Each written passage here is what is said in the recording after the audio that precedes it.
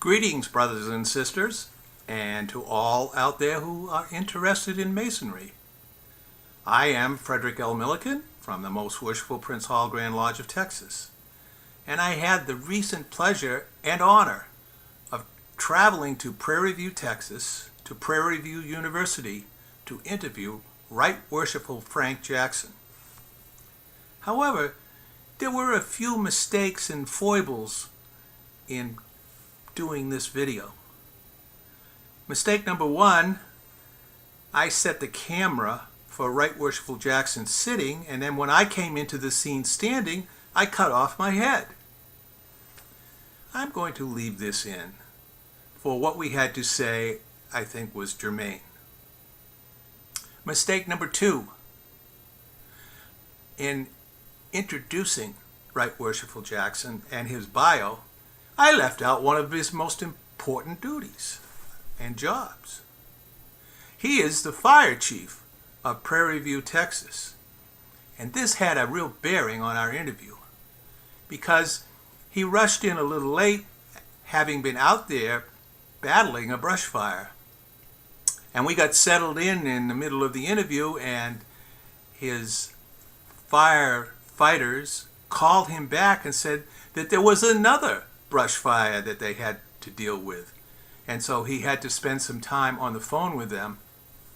So, if this video looks like a patchwork quilt where different parts were sort of put together, it was. But let me say that this was a great interview. Right Worshipful Jackson had much to say about his personal Masonic journey, the origins of Masonry from Africa, and early Texas Prince Hall activity. I know you're going to enjoy it. So lean back and enjoy. Frank Jackson. If you want to get an idea of the greatness of this man, just look at the walls of his office. The plaques, the pictures with notable people, the awards, the education certificates, all that adorn the walls of his office tell the story. Let's take a look.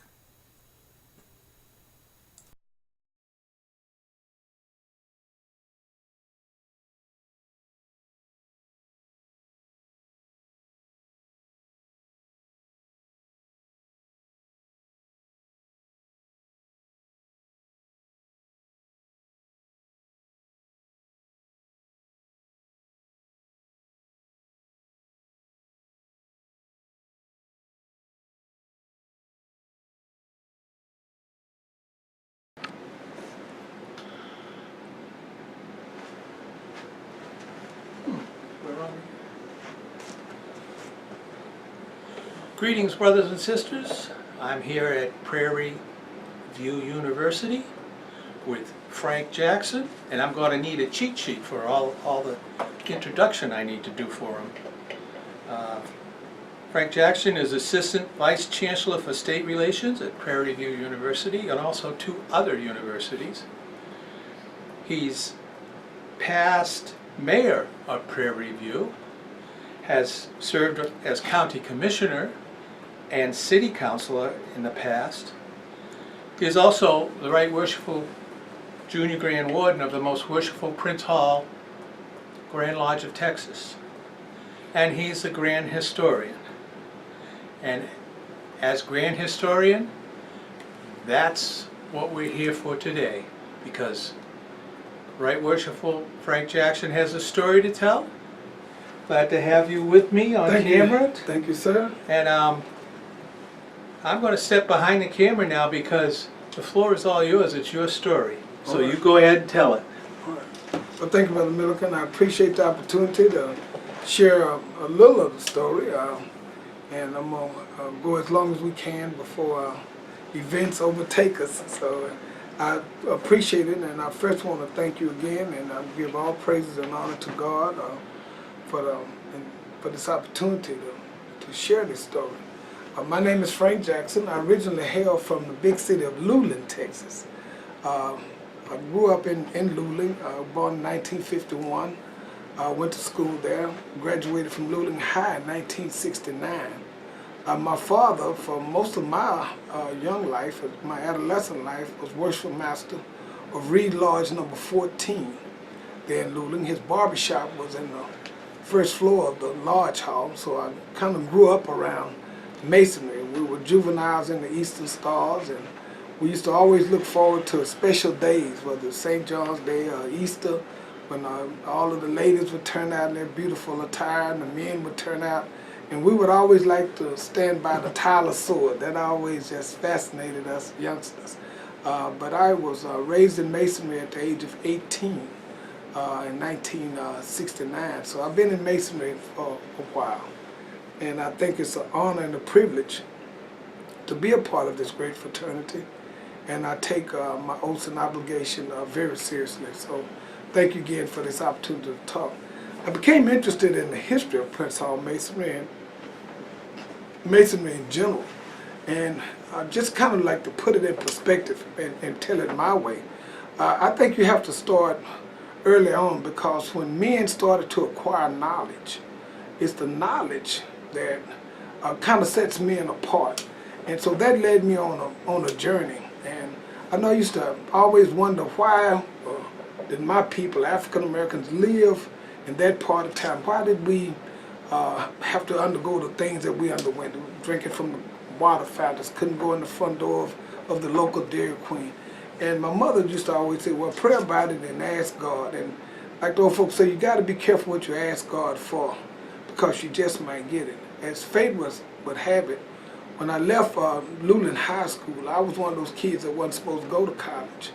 I was supposed to go to DeVry Institute of Technology. But my father didn't have the tuition to pay, because being a barber, he did not make that much money. And so my mother had a sister that lived in Houston, and her sister said that she had a friend that knew somebody that could get me in Prairie View. So they drove me to Houston in my mother's car and then brought me out here to Prairie View. Miss Irma Williams was the lady. And we came aboard Prairie View. It didn't look like it looks now. It's totally different.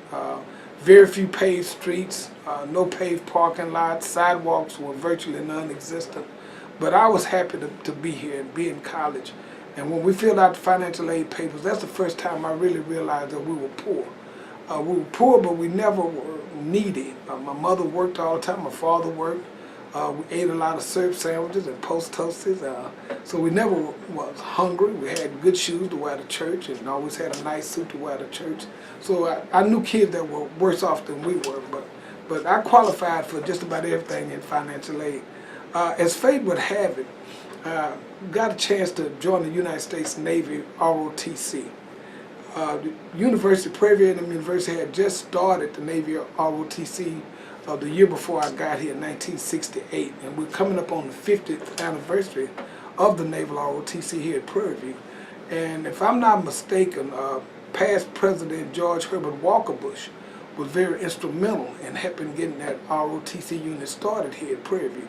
And during those days, all male students had to take ROTC at least 2 years. And one night I was coming from a function on campus, and I saw guys going into the science building. I followed them. I didn't have anything else to do. And they were separating. They would only let 200 in. They separated 100 in each room. They gave us a test. And those on the other side, most of those passed. The ones on the side I was on, they didn't pass, because they could only take 100. And I was one of those that didn't pass. But by the time I made it back to my dormitory room, my roommate, whom I just met, was really kind of just talking a lot of noise about he was going to be in the Navy, and they will have nice uniforms and the girls were going to like them. But I didn't take that very well. So the next morning I went over to the Naval Science Building and insisted that they give me that test again, the one that they took in the other room. They told me it was over, but I would not leave. I just had that stubbornness in me at the time, and I wouldn't take no for an answer. So I took the test, passed it, and that changed my life. It allowed me my freshman year to travel. First time I flew on a commercial airplane, travel out to California. went out to San Diego and up to the coast of San Francisco and out to Hawaii. And from then on, every summer I was traveling around the world, whether it's Japan, the Philippines, and it helped me to realize in all those travels that people were people, and I was meeting people and started to explore. Coming out of Colonial Texas, that just opened up my mind. When I got back to Prairie Review my junior year, I changed my major from industrial education and technology to geography. And as a geography major, I was very much influenced by Dr. Charles Edward Tatum. Being a part of Dr. Tatum's geography class, being one of the first, it helped me to really learn to appreciate the world, the spaces, culture, geography, enabled me to understand more about people upon this earth. And so it was really an eye-opening experience to be a geographer. When I got a commission, I was assigned to USS Long Beach. And from Long Beach, I went to the USS Coral Sea, the USS Incheon. So I've sailed many of the seas of the earth, pretty much around the world, been to a lot of countries, and that just kind of broadened my base. I had a chance to go to Rome and other places that I only dreamed of. And so the Navy, as a matter of fact, sent me back to Prairie View to teach navigation and ship handling. But it deepened my interest in people on the earth, and especially African Americans. So then comes the story that I really want to share with you. And again, it's my story, and if there are parts of it that folks may disagree with, then that's fine. Just let me know, and we'll research it together, and if I'm wrong, we'll both learn something. But I'd like to start with Africa. We know that modern man can trace his origins back through this mitochondrial DNA back to one woman out of East Africa. And the reason I like this part of the story, because if we could just take an imaginary journey in our minds and go deep off into space and look around at all the wonders that God has created and see that there are billions and billions of stars, and these billions of stars are comprised of billions of galaxies. And our one galaxy, the Milky Way, if we tried to find our sun among those billions of stars, which is a minor sun, it would be like finding a very small speck of dust in a room. And if our sun is that small, and if the Earth is one of the smallest planets orbiting the sun, then the eternal question becomes, what is man? And we go to Central Africa and primarily in East Africa around the old Duvia Gorge, and it is there that Dr. Leake and his family found some of those early skulls. But now with DNA, it's really kind of narrowed it down that that's where all modern Homo sapiens sapiens come from, and they believe it comes from one woman, and they can symbolically call her Eve, and that's something we learned early on in Sunday school. So the premise is that if we all came from one mother, then there's only one race on this planet, and that's the human race. All these other variations or ethnic groups are just that, variations. We are all human beings. And I had my DNA tested, and I found that in my DNA that I have 92% from West Africa, Central Africa, and a little portion of it from East Africa. I have 4% of it from Europe, primarily Italy, and a little from England. I have a small percentage that comes from American Indians, and then I found I had some Chinese in there. So we're all, as human beings on this earth, I think everybody should do a DNA check, because it really be an eye-opener for all of us. But it's there in East Africa, East Central Africa, that research is now showing that this is where human beings started. As recent as 60,000 years ago, all Homo sapiens sapiens lived in Africa, and then they started to migrate out to populate the rest of the earth. And it's there in East Africa, up in those high mountains of Kilimanjaro and Mount Kenya, that we find that some of the early civilizations started. And we know around 3000 BC, a great African king by the name of Menes descended from those mountains, and he came out of those high mountains around the equator. Mount Kilimanjaro and Mount Kenya are right there around the equator, and they're located in the tropics, where it's always hot year round, but on those mountains there's snow. And it is this melted snow that forms the headwaters of the Nile River. And when Menes came out of those mountains, he reconquered the lower Nile Valley and established the first pharaohic dynasties of Egypt. The first pharaohs were black men that came out of those mountains. And they did something very unique. Menes started what they call the Egyptian mystery system. In that system, they believed that knowledge was power. They believed that knowledge was so powerful that everybody was not worthy to receive knowledge. That knowledge was so powerful that you had to hide knowledge from wicked people because they would misuse it against weak-minded people. And you had to conceal knowledge from weak-minded people as if under a veil because it would drive them crazy. In other words, you couldn't tell everybody the truth because some people would not appreciate it. So you had to give them fairy tales. You tell them stories like the Easter Bunny or Santa Claus. But those men that were deemed worthy to receive knowledge, they would bring them in and initiate them into this mystery system by degree. Then they learned mathematics, they learned geography, they learned engineering, they learned the arts, the sciences. They learned how to be great builders. And when you up in those mountains, up around the Nile River Valley, the higher you go, it seems like the more pyramids you find. Up around Meore or Napata, you find around Thebes, and you find all these pyramids. And some of the larger ones are down further north as you go down into the valley towards Memphis and Cairo. You find these big ones, but you find hundreds of them up in that high mountains around what people would call Ethiopia, but it's really Kush or southern Sudan. This is a stronghold of learning, of temple building, and they had gods, and we know that those gods are traced back to the worship of the sun. The first monotheistic traits come out of Africa. It was the Egyptians that came up with the idea of one God. We know that even Moses, his mama put him in the Nile River, and he was pulled out of the Nile River by Pharaoh's daughter. That means that he was Pharaoh's grandson. But he also was an Egyptian priest. He was learned. He learned mathematics, he learned the arts, the sciences. He advanced in the degrees.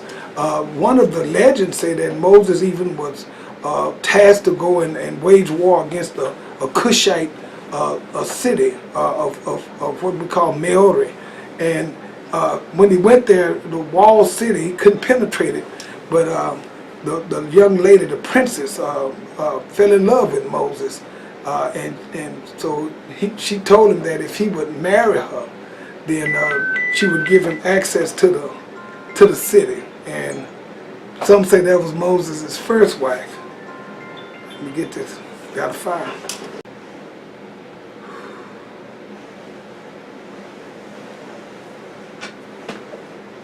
Is it on?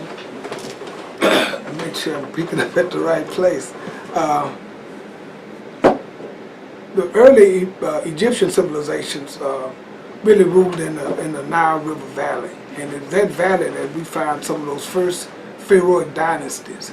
And in those dynasties, we know that they handpicked people. And I believe I started off with Moses. I was talking about Moses. Moses was an Egyptian priest. He was a priest of Isis, Osiris, Horus, Nephthys, and Set. These were some of the deities that the Egyptians worshipped, but to the common people they were gods, but to the priest they were more symbolic, and there was meaning behind it. They knew that this knowledge was veiled, so they would give the common people the image of these gods, but a lot of times it was part of their teaching, and they told them stories. As a matter of fact, Horus was born from the Virgin Isis. So this idea of virgin birth, this started early on in these stories that they told.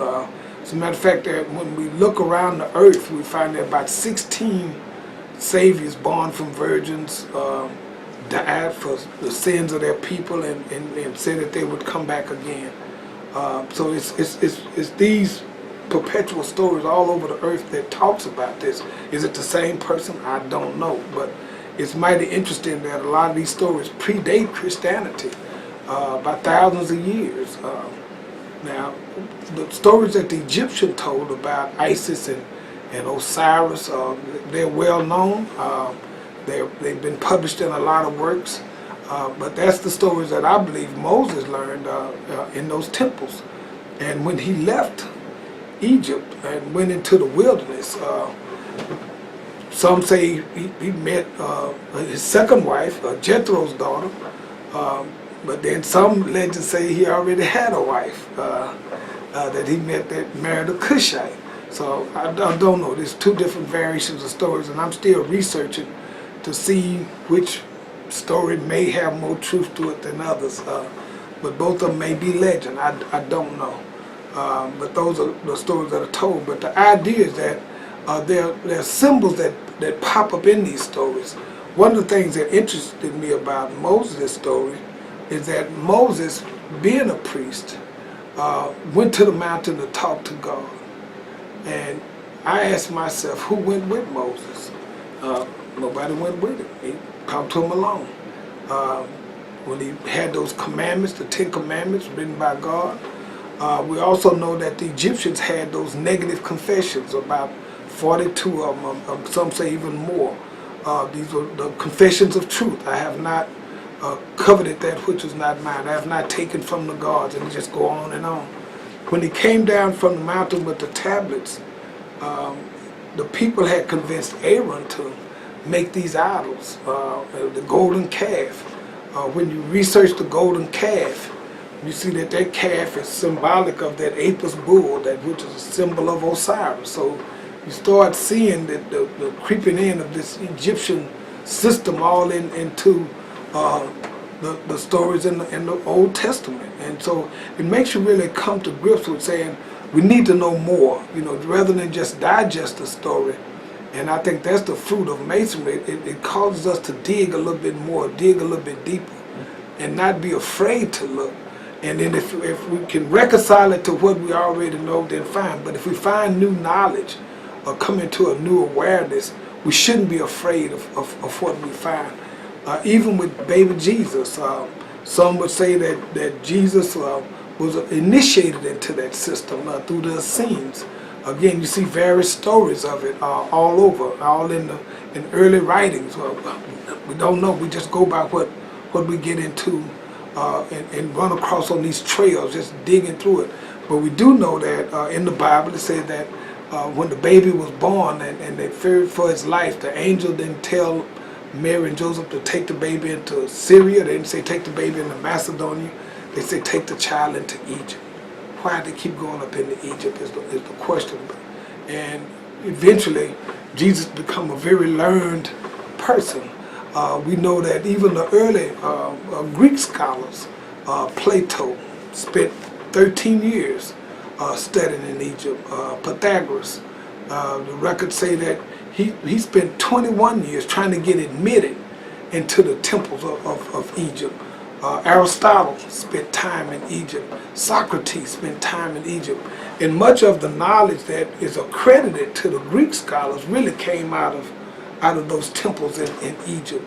Dr. George G.M. James said that legacy was stolen. That Aristotle and his school, once Alexander the Great conquered Egypt, copied most of the stuff that is attributed to Aristotle. It was actually belonging to the Egyptians, and that's the premise of what we say. Where does knowledge emanate from? Is it from the Persians? Is it from the Egyptians? Is it from the Greeks? We know it just didn't pop up. Greeks were in city-states. Egypt was an empire. Eventually, each other nation that conquered Egypt acquired this knowledge, whether it was the Syrians, eventually the Persians, whether it was Alexander. We find that even when Alexander had conquered Egypt and then known world, eventually he died, and his generals divided up his empire. That Ptolemaic line of Greek generals took over Egypt, and that started that Greek Pharaoh line, or where we get Cleopatra. But they did some other interesting things. They they built those great libraries there at Alexandria, Egypt.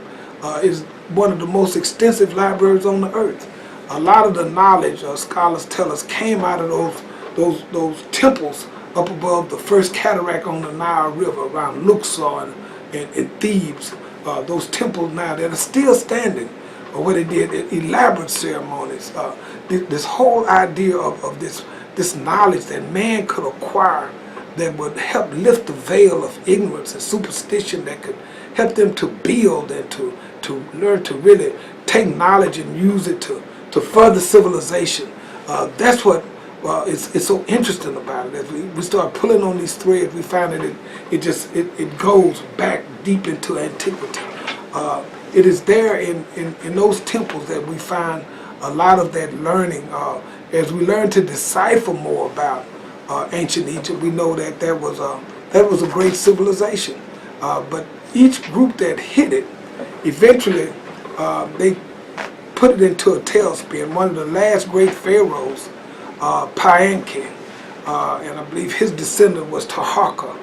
And after Taharqa, in that new kingdom, eventually they fell. And around 525 BC, the Egyptians took a blow.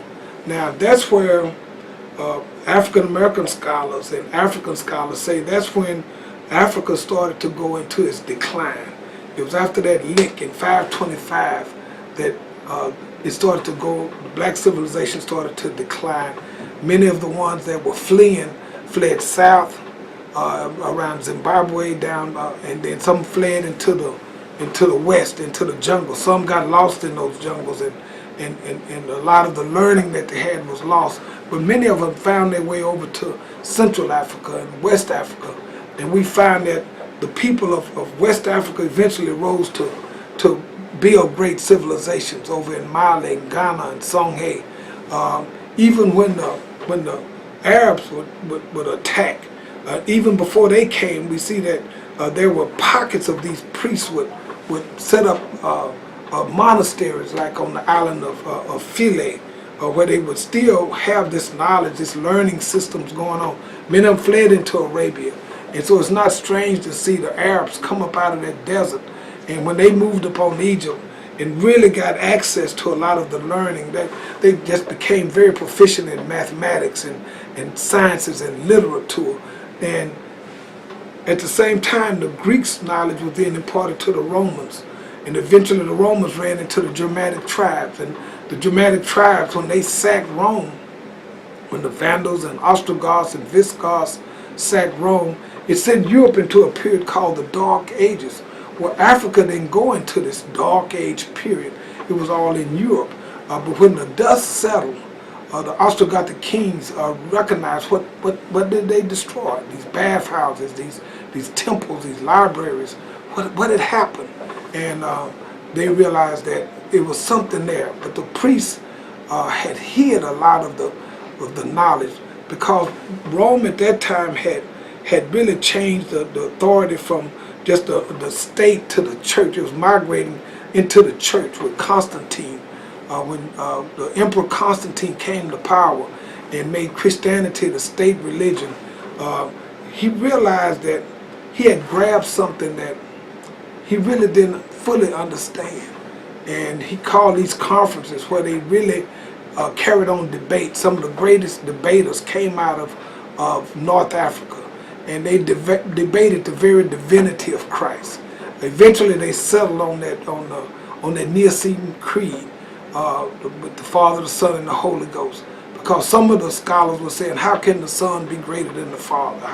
And this went on and on. And so when it was settled, that became adopted as the standard orthodoxy. And we see that after Constantine, eventually Theodosius the Great, he eventually made an edict, passed an edict that outlawed a lot of the teaching of the Egyptian mystery system, and inspired the Christians there in North Africa to burn the great library of Alexandria, Egypt.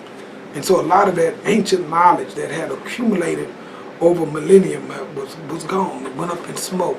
A lot of the temples were looted and destroyed. And so we start to see where Christianity in the West became the dominant power. But once the Dark Ages hit, then the church then became the inheritor of the knowledge. And it is there in the church that we start to see eventually the universities in Europe start to emerge out of the church itself, out of those monasteries, because the kings would send their children to study. And eventually the church became so powerful that if anybody was known to be a heretic, they were severely punished, burned at the stake, put in these iron maidens, and put in the penitentiaries, and made to do penance. You start seeing this purge of anything that went anti. The popes became so powerful. They could move armies, they could move people to fight. They could even make kings come in and pay homage to them because of the power. And a lot of them became very wealthy, very, very learned and rich. And once the Muslims rose up out of the deserts of Arabia and started to move across North Africa, they converted a lot of the North Africans into Islam.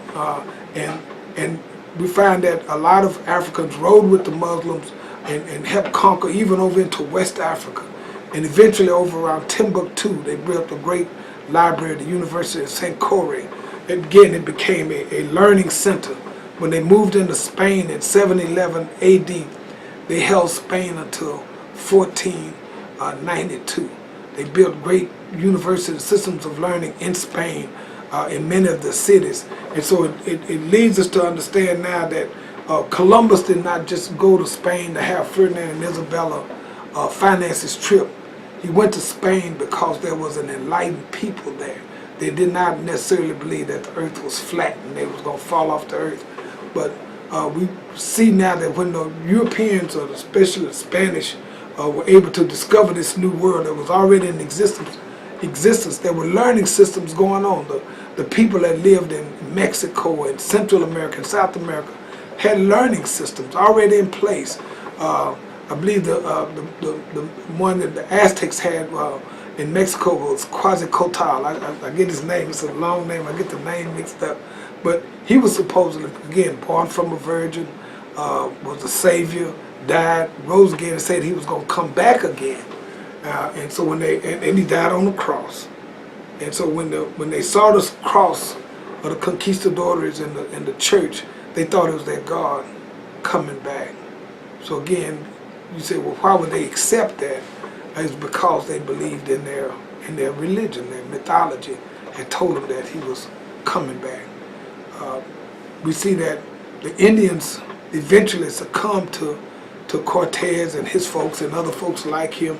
Eventually they conquered the islands and conquered the mainland, and then they started to bring Africans over.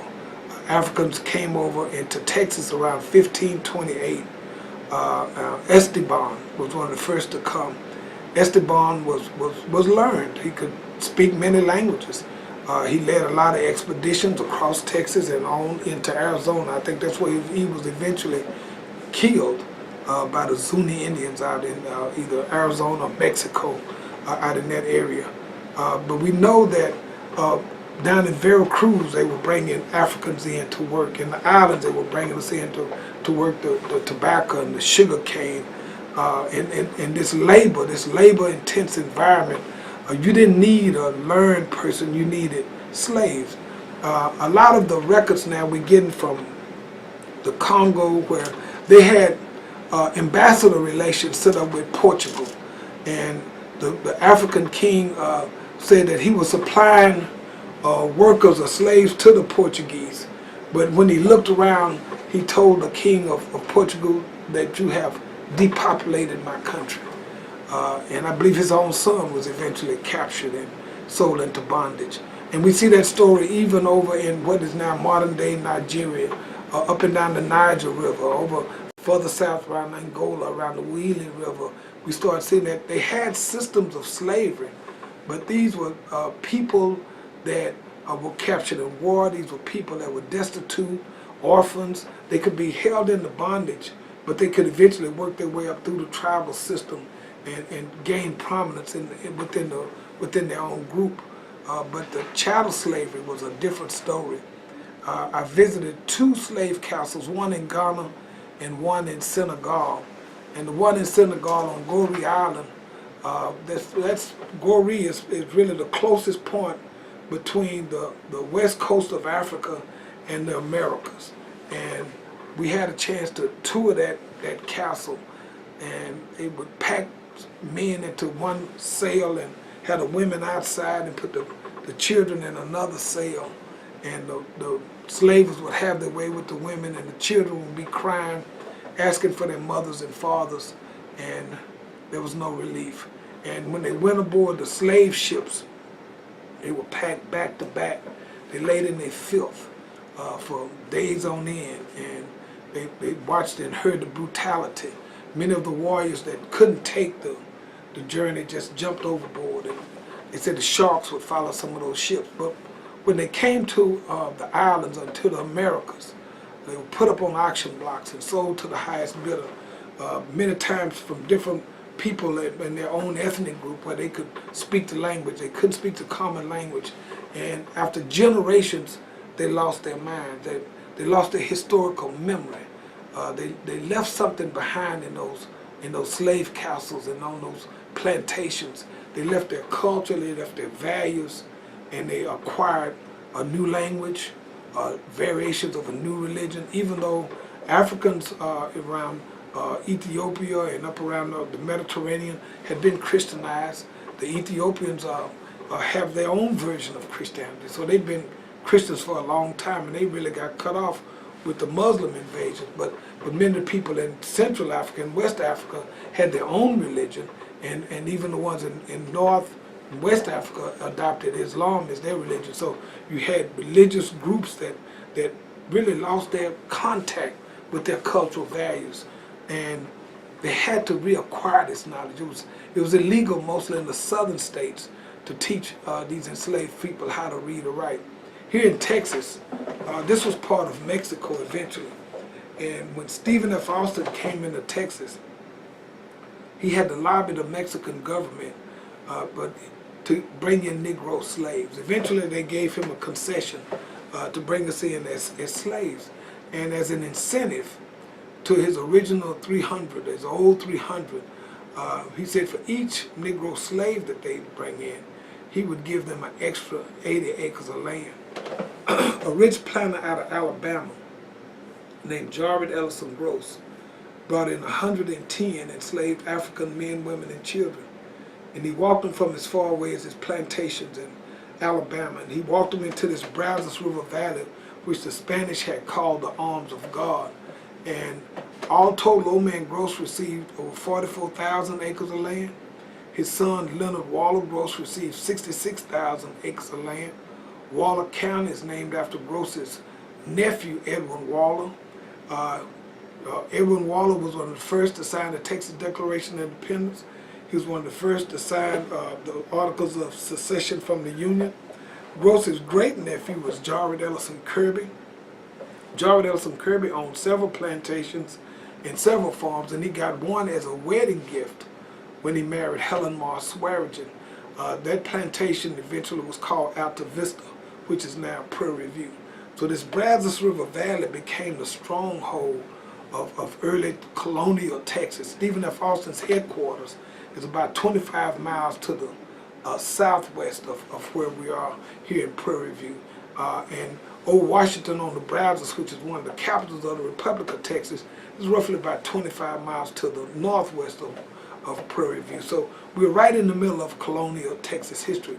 We know that the early Masonic lodges that the whites set up in Texas, they first tried to set it up down in San Felipe, but eventually they went over and I think they requested a charter from Mexico, but eventually they got one, a charter, I believe, out of Louisiana, and they set up the Grand Lodge of Texas. And this headquarters is in this Brazos River Valley up in Waco. So this Brazos River Valley become the stronghold for a lot of development in Texas. It is at his old man Gross that brought in Sam Houston to Texas. He had a relationship with Andrew Jackson. And Sam Houston came in and stayed with Gross at his plantation called Bernardo. He visited Gross's son over here at Leendo. And it was Sam Houston that was down in Gonzales, which is about 18 miles from my hometown of Luling, Texas. And many of my father's people are buried 2 miles outside of Gonzales, the Jackson. So it was there that many of the men from Gonzales left and fought at the Alamo. Some of the Jacksons on that wall of honor there at the Alamo. The connection we're still researching to see were those some of the slave owners that owned my ancestors. I don't know. We're still researching that, but we do know that Sam Houston was at Gonzales when he got word that the Alamo had fallen. And the story goes, the research we did over at the Alamo showed us that when the Mexicans stormed the fort, the first thing the Mexican colonel asked, are there any Negroes here? And Joe, who was Travis's slave, came out of hiding and said, here I is. And one of the Mexican troops tried to stab him with a bayonet, but the colonel blocked it with his saber and told him he was free to go, that they had no war with the Negro. So a lot of those Mexican scholars shared with us that Santa Anna was also coming to Texas to free the slaves, because he knew that if he freed the slaves, that could break the backs of the planters here in Texas. Because here in this valley, Old Man Gross was one of the largest plantation owners, one of the first major plantation owners in Texas. So the cotton, and eventually down the river around Warden County, where his daughter married one of the Warden boys. They had the Eagle Island plantation. They were down in that area. They were growing sugar cane. So it's the cotton and the sugar, king cotton and queen sugar, that they could eventually ship down to the coast, and eventually they would ship it down to Harrisburg and down to Galveston. So that helped build the economy of Texas and helped build Houston and Galveston. But once the Alamo fell and Joe survived, Joe led Mrs. Dickerson and the rest of the women to Gonzales, where they hooked up with Sam Houston in that runaway scrape, and they crossed the Brazos River over here at Gross's Ferry, which is about 7 miles below Hempstead. And that's where eventually they took Joe up to Old Washington, and it was there that he told them the eyewitness account of what happened at the Alamo. And there was a reporter from the Galveston newspaper that was looking through the window that wrote that account that the Daughters of the Republic of Texas shared with me over at the Alamo in their archives. So Joe gave an eyewitness account to the battle. But after the fall of the Alamo in Texas, eventually they burned Gross's Ferry. Sam Houston had burned Gross's Ferry, which forced Santa Anna to have to go around, and they caught him over here at San Jacinto. The way Prairie View is situated, half the land of Prairie View is in the Brazos River Valley. The other part of Prairie View on the east side is in the San Jacinto River Valley. So we're right in astride two major river watersheds. And so San Jacinto is where eventually they defeated Santa Anna. Many would say that the reason they didn't kill Santa Anna because he gave the grand hailing sign of a master mason, and that spared his life. That's truth or myth, I'm not certain.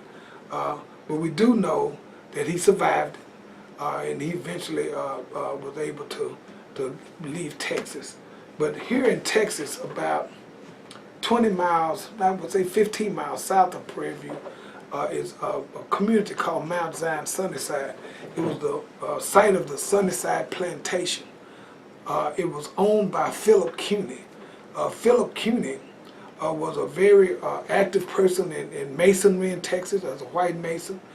He had large holdings. He was married twice, but he had a slave mistress named Adeline Stewart, and she had several babies for Cuny, and she had girls and boys. But she convinced him to send the girls to France to school, and then she also convinced him to send the boys back east to the Wild Street School for Negroes. Her youngest son, Norris Wright Cuny, was educated at the Wild Street School for Negroes in Pittsburgh by the Vachons. And when you Google the Vachons, George and John Vachon, you see that they were very active in Prince Hall Masonry in that area. And a lot of the history is connected to the Vachons and them being able to be the first to do a lot of things. But when young Norris came back into Texas, he was educated and he was a mulatto, and which gave him an edge on a lot of folks. and eventually young Norris Wright Cuny was initiated by W.D. Matthews or William D. Matthews or Captain William D. Matthews. W.D. Matthews is another interesting figure in history, and there are different stories told about W.D. One of the stories that's out there is that he escaped from slavery in Maryland and made his way to Leavenworth, Kansas, and eventually him and his wife opened a cafe, which was a depot on the Underground Railroad. One of the stories that they tell about him there in Kansas is that slaves that would escape would make it to his side of the river, and on one occasion a plantation owner came trying to capture his slave, but W.D. formed a posse and went after the slave owner.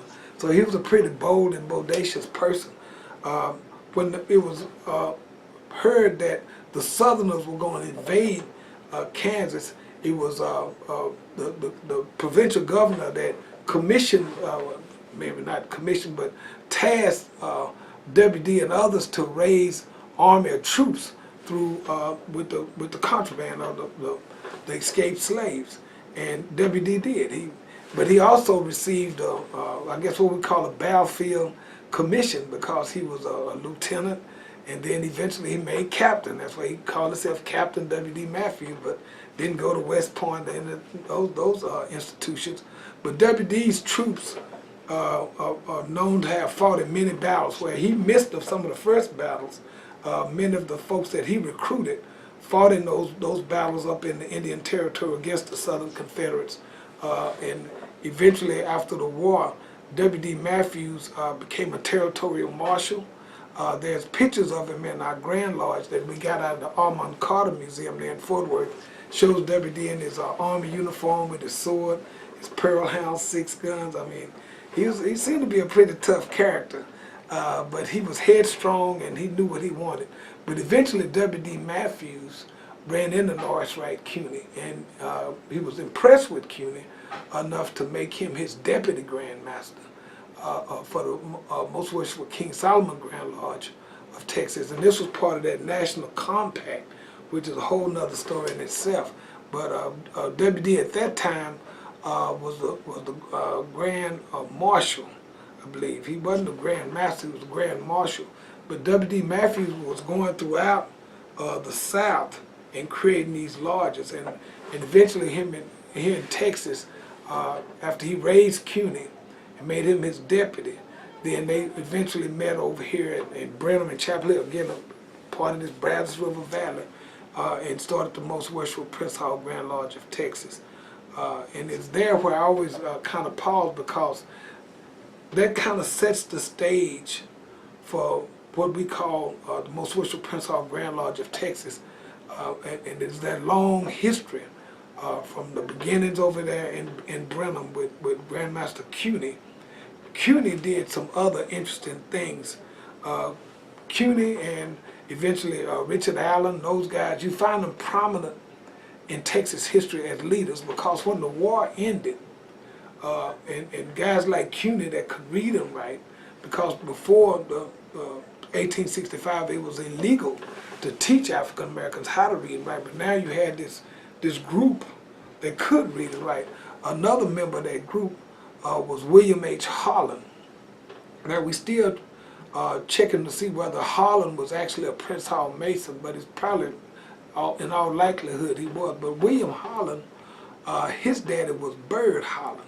Bird Holland was the Secretary of the State of Texas that actually signed the Articles of Secession from the Union.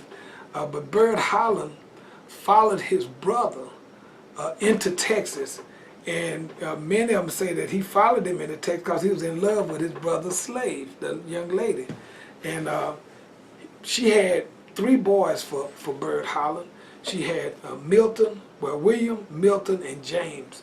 And she convinced Bird Holland to send those boys to Oberlin College. And Milton and William actually, when they left college, they joined the Union Army, fought during the Civil War. Well, Milton moved back to Hempstead, Texas, and William moved to Hempstead, and Milton moved over to Virginia. And during the Battle of Chapin's Farm over in Virginia, under the command of General Butler.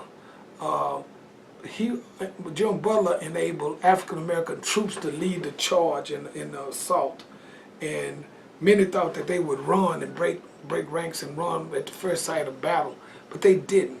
And General Butler said he'd never seen men fight as fiercely as those men fought. And he said if they couldn't earn the Congressional Medal of Honor, he would create his own medal. And 13 of them got the Congressional Medal of Honor, and Milton Holland, by winning that medal, became the first Texan to win the Congressional Medal of Honor. And I had the honor of going to Austin with the Buffalo Soldiers, and they took a picture of Milton Holland, and it now hangs in that Hall of Honor in the state capitol, where they have all of the Congressional Medal of Honor winners. The first picture in that hall is Milton Holland. And his brother William Holland moved to Hempstead, and eventually, through the influence of guys like CUNY, ran for office and became a state representative during the Reconstruction era. He signed on to the bill that helped create these education systems, the public education systems that we have. Him and Walter Burden, again, Walter Burden was from south of here, down around Mount Zion, Sunnyside. There's still Burdens live down there. As a matter of fact, their school was named Bob Burden School in Mount Zion, Sunnyside, the same plantation that CUNY came off. And those Burdens are a very prominent family. Well, Walter Burden was a state senator. And so he also signed off on the bill. When they created Texas A&M University, was led by, that bill was led by Matthew Gaines, and the students named the park here on campus the Gaines Holland Park. They probably should put Burden on there too, but Gaines Holland Park to symbolize that these guys led that fight for public education. They led the fight with others to build coalitions to create eventually Texas A&M University and Prairie View. Texas A&M and Prairie View were created in the Constitution of 1876. A&M was actually created in 1871. And they had 5 years to open the school under that land grant model. But because you had guys in Austin in the legislature like William Holland, they called the tech on the legislature and said you got to provide for black men. You can't discriminate against men. You can discriminate against women, but not men. And so they created A&M College during the regular session in 1876, but then they had to come back during special session on August 14th and create A&M College for colored youth.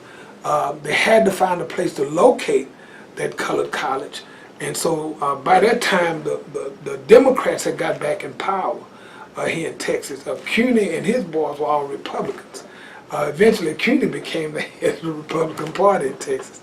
They just found it interesting that most African Americans then were Republicans. The Democrats were the enemy. But around 1871, the Democrats started to push back and get back in power, and eventually they did gain power. So Governor Richard Koch was the governor at that time, and Richard Koch appointed a commission led by Ashbel Smith. Ashbel Smith and Giddings and others found their way to Edwin Waller, here in Waller County. Edwin Waller brought him to his cousin's plantation, Alta Vista, that had fallen on hard times. They purchased this plantation for the state of Texas to create this A&M College for colored youth. Edwin Waller, having been served as the first mayor of Austin, actually chose the site for the building of the capital of the Republic of Texas. He was asked to do so by President Marabou Lamar. Mrs. Kirby moved from this plantation to Austin, and when they opened up the University of Texas, Ashbel Smith became the first president of the University of Texas, and Mrs. Kirby became the first dean of women. So again, you can see this connection. African Americans in Texas, just to regress a little bit, celebrate Juneteenth, or the 19th of June. That's the day the Union General Gordon Granger landed at Galveston Island on June 19th, 1865, and read the Emancipation Proclamation. It really went into effect 1 January 1863, so around 2.5 years later, we got the word here in Texas. But word of the emancipation didn't really come in with the enforcement until General George Armstrong Custer and several thousand cavalry troops came out of Austin and came to Hempstead to bring that word. And the arrival of Custer around August the 25th, 26th, some say 25th, 26th. That's when the word came that the war was over. So Custer is given the credit for bringing that word into Waller County. And the local historians and the Waller County history books will tell us that one of the reasons Custer came to Waller County, because as the different Confederate commands started to fall, one of the last major Confederate commands was the Trans-Mississippi Command. And that command was headed by Edmund Kirby Smith. General Edmund Kirby Smith, a three-star Confederate general, was kin to the Kirbys that owned the Alta Vista plantation. So during the final phases of the war, his headquarters was here at Alta Vista at his cousin's plantation. And many of the Confederate generals that didn't agree with Lee in surrendering had made it into Texas, and they were going to regroup once Jefferson Davis got here and start fighting that war all over again. And so that Prairie View again, its research is still being done. It's more than likely one of the last sites of a major Confederate command. And eventually, of course, Kirby Smith hightailed it out of here, and these plantations started to turn over. But after that war, you start to see African Americans get more involved in politics. You start to see African Americans, again, led by CUNY and others. They were encouraging people to buy land, to work as sharecroppers, to start their own gardens, to go into the trade. They opened beauty shops, barber shops, blacksmith shops, and eventually CUNY and the Masons eventually opened their own bank. CUNY was very interested in economic development.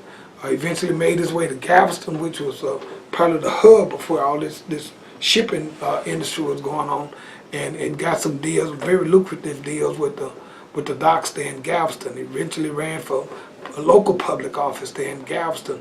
But CUNY became a player in the economic development of Texas. The Masons became players in the economic development of Texas. And this power group, because you had state senators, we have two African American state senators now, one out of Dallas and one out of Houston. During Reconstruction, they came out of this valley. Walter Burton from what is now Waller County and Fort Bend County, and then you have Matthew Gaines from what is now Waller County and Washington County. You had other Fremons, you had state representatives like William H. Holland. You had George Wyatt, who was, we named a road out here north of Prairie View called Wyatt Chapel Road. And he's buried out here north of campus in the slave cemetery. So this whole region became a stronghold or the center of development, political activity, economic development. And so when the northern businessmen, who were the real winners of the Civil War, had to decide, they were led by George Foster Peabody, William Baldwin, and others. They hired the president of Brown University, Barnard Sears, to be their agent in the South, because they had reason that the best way to develop the South was to use education as a technique for social control. And they would do it the same way they did with the serfs in Europe, how they raised them up from being serfs to wage earners. And so they believed that if you educate these newly freed people and others, that you could eventually do it through the minds of the children. You could change the culture and to meet the demands of this new industrial order, this new industrial revolution. And part of that was to come into Texas, get the legislative bodies to buy off on that, and to start rebuild the railroad. But you had all these ex-Confederates in towns like Hempstead, because there were 3 Confederate camps within about 3 to 5 miles of Prairie View. There was Camp Gross, which was a Confederate prisoner of war camp, Camp Carter and Camp Abear. But the Confederates would come back to Hempstead, and you had folks that eventually became outlaws. John Wesley Hardin and those boys hung out in Hempstead. Hempstead was the scene of so much activity and lawlessness that they started calling it Six Shooter Junction. That was a name of it that tagged on to Hempstead. And eventually the governor at that time, Edmund Davis, who was a friend of CUNY's, had to try to pull this lawlessness under control before the Confederates got back in power. And so CUNY convinced him to create a militia and a police force. And the Texas Almanac shares that state police force was comprised of African Americans and others, and the militia was comprised of African American and others. And it gives credit to the police force for help settle lawlessness in Texas. And the same thing with the local militias. But once the Confederates or the Democrats got back in power, primarily through the compromise of the Hayes-Tilden Compromise, when they got back in power, one of the first things they wanted to do was get Davis out of office and then get rid of the police force and the militia.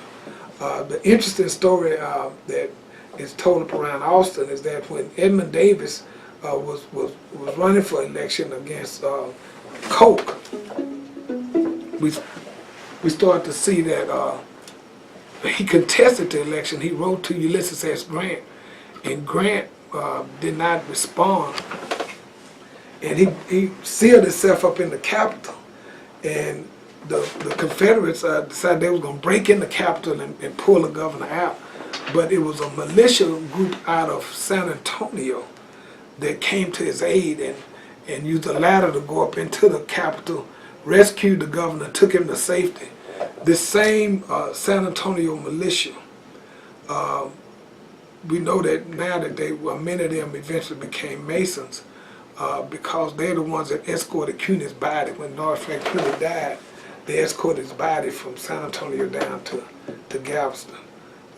So it's an interesting stories that sit around this time frame, but it shows the courage that those early men had to really establish institutions like the public school system, the encouragement of building financial institutions like banks, the encouragement of these newly freed people to open up businesses, whether it was a funeral parlor, a cafe, or a beer joint. Women were doing hair, beauticians, men were being barbers, anything that they could do to be independent. And if they had to work the land, to do it as wage earners, but also to do it as sharecroppers, they were encouraged to buy land. And if you talk to a lot of African American families, they will acknowledge that at one time their family did own several acres of land, sometimes in the hundreds, because they were encouraged to buy land when it was affordable. So we have to give Masons, especially during that era, a lot of credit for really helping to stabilize the people. We believe that CUNY represented a threat to the old guard, because now you had competition at a different level, and eventually the word came to get CUNY. They had to get CUNY out of office and out of power, and so they came at it many different ways. And eventually, the lily white Republicans got with the Democrats, and they refused to seat CUNY's delegation at the Republican National Convention, and that kind of started his political decline. But at that level, at that high state level and national level, but eventually we see that they started passing codes. They started passing the black codes and started infringing upon civil rights of African Americans to kind of limit or contain this competition. Then eventually Texas adopted the all-white primary.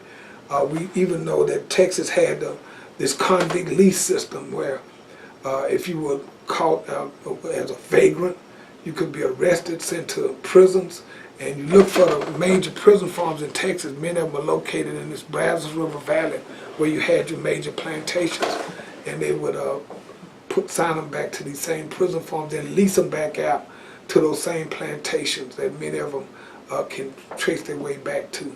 And so you had this struggle going on in Texas. And again, Prince Hall Masons were at the forefront of the struggle One of the last African Americans to serve during that Reconstruction era was Robert Lloyd Smith from down in Oakland, Texas. And Robert Lloyd Smith, the most worshipful prince of Grand Lodge of Texas, we go through our Robert Connor youth camp down in Oakland, Texas. Each year we take our boys down there to a retreat and teach them leadership skills and other things, but it's just interesting that is where Smith was from. Robert Lloyd Smith was a friend of Prairie View. He helped really strengthen our industrial education program, our ag program. He was the last African American to serve in the Texas legislature. He left Austin around 1899, and from 1899 till 1966 with the election of Barbara Jordan and Curtis Graves, the highest ranking state official appointed or otherwise was the principal / president of Prairie View. And Prairie View was a special place because when these northern businessmen convinced the state of Texas to open up this school for African Americans, the question became, where are you going to find students? Because just 11 years earlier, it was illegal for us to read and write, so there was no public schools to really teach them. So that became a chore. Eventually, A&M opened its doors in 1876. They had 6 young men that presented themselves for admission. Prairie View did not open its doors till 1878, and they opened with 8 young men. Eventually, in that early year, A&M's enrollment grew past the 6, but on opening day, Prairie View had 2 more students than did A&M on opening day. But Prairie View's first 8 students, they couldn't finish the first year because they had to go back home and help their families with the cotton pick, which led board members to say that the Negroes were not ready for higher education. And so because you had William Holland in office, he pushed to reopen Prairie View in 1879, and this time Prairie View admitted women. And so women have been coming to Prairie View since 1879. And so right now women are the majority of the students here at Prairie View. And so it's through the work of William Holland and others like him that really paved the way. Prairie View, they had to find a head for Prairie View. Governor Koch, again, ex-Confederate now in power, wrote to Jefferson Davis, the ex-president of the Confederacy, and invited him to come into Texas and be the president of A&M and Prairie View, because whoever was the president of Texas A&M was always the president of Prairie View. Jefferson Davis respectfully declined, but he said that he knew a man, he would send a man out of Mississippi. He sent Thomas Garthright out of Mississippi to be the first president of both Texas A&M University and Prairie View. And he told him colored men, they had a colored man also out of Mississippi, L.W. Minor, who came into Texas and was the first principal out here at Prairie View, but our president was at A&M. In the street in front of this administration building, this L.W. Minor Street. So we can kind of see these connections between the Old South, the Confederacy, and how Masonry played a major part in establishing this education system. Eventually, Cuney's daughter, Maud Cooney, worked here at Prairie View and made a lot of wonderful contributions. So we owe a lot to that family. We owe a lot to the Masons in this area that really fought for education opportunities. The AME Church and their influence with the AME Church through a lot of the Grandmasters, we owe a lot to it.